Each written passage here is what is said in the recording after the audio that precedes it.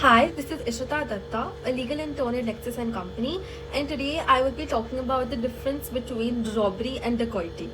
So, robbery and dacoity both are the offences of criminal law, and both are mentioned under the Indian Penal Code. Robbery is defined under Section 390 and dacoity under Section 391. Dacoity is the broader part than that of robbery, as all robberies come under dacoity and not vice versa. Without committing the robbery, it is not possible to commit dacoity. So anyone who has committed such an offence, either it is robbery or dacoity, is liable for punishment under the IPC. So there are specific punishments for both the offences mentioned under Section 392 for robbery and under 395 for dacoity. So what is the place under IPC of robbery? So in the offence of robbery, it is being committed either by theft or extortion. So without the commitment of theft and extortion, robbery is never said to be committed. When the theft is robbery, theft means that whoever intentionally takes someone's immovable property from their possession without that person's consent and moves it from that place is said to commit of theft. There are some ingredients for robbery when it is committed by thefts. For example, the act must be done with any person that in order to the committing of the thefts or in committing theft or in carrying away or attempting to carry away property obtained by theft. Second is when offender voluntarily causes or attempts to causes to any person for death or hurt or wrongful restraint and fear about the instant death or instant hurt or instant wrongful restraint. For example, X holds Y down and certainly takes out Y's cell phone from his pocket without the consent of Y. Here X has committed theft, and during the time of committing theft, A voluntarily causes wrongful restraint to Y. Therefore, X has also committed robbery. So when extortion is robbery. So extortion means that whoever intentionally is putting anyone in fear or any injury to that or to any other and dishonestly induces to anyone or put in fear for the deliver and any property or its valuable security or anything signed or sealed document which may be converted into a valuable security is said to be committed extortion. So there are some ingredients for robbery when it is committed by extortion. For example, the offender during the time of committing the extortion is present when put in the fear. So offender putting the person in fear to induce to deliver such a property or extorted thing in the fear.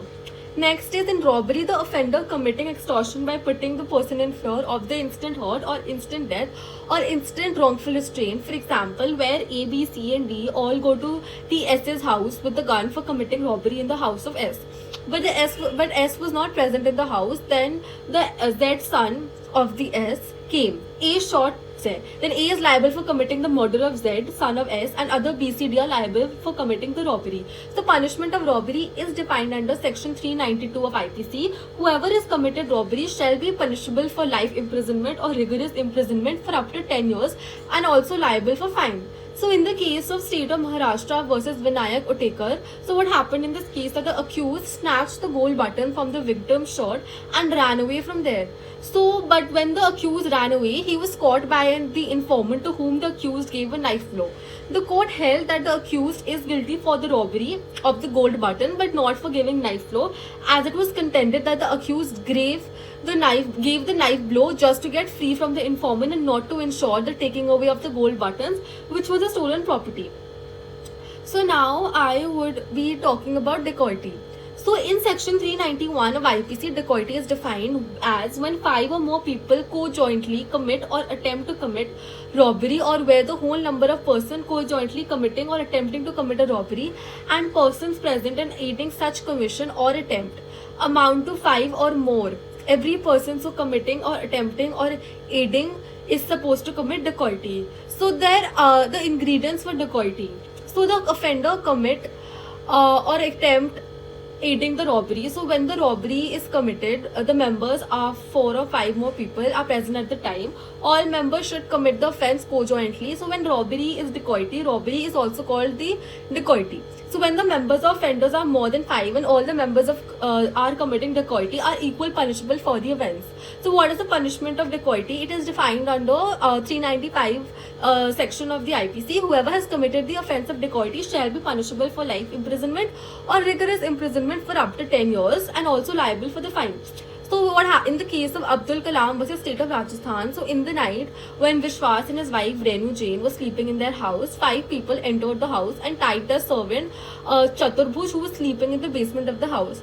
Thereafter, the accused also tied the mouth and the body of Vishwas Jain and his wife Renu, and then they kept them inside the bathroom and threatened them at the point of gun and knife. So the accused looted the cash and all the valuable things present at the house, and the complainant Vishwas managed to come out of the bathroom through a window and informed the police station by the telephone of Malwa Nagar, Jaipur. So on receiving the information, the police office people went to the house of the victim, where the victim submitted a written report in which a case of offence under 395 of IPC was registered. So what is the difference between robbery and dacoity? The first difference is that on the basis of the number of members committing the offence. So if the number of members committing the offence are less than 5 people, it is said to be a robbery. While if the number of the members co-jointly committing the offence are 5 or more, it is supposed to be dacoity. Secondly, dacoity can be called robbery, but robbery cannot be called dacoity. So robbery comes under the dacoity.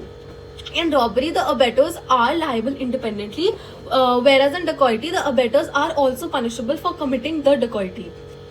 In conclusion, I would like to say that robbery and dacoity both are related to each other, but there are some differences between the both according to the IPC, but both the offences are harm to the victim either by physically or financially or even both.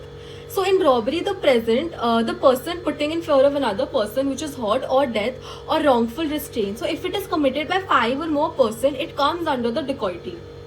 So according to the IPC, offender of both the offences are punishable with their own specific punishment, which are already discussed in the video before. Thank you so much.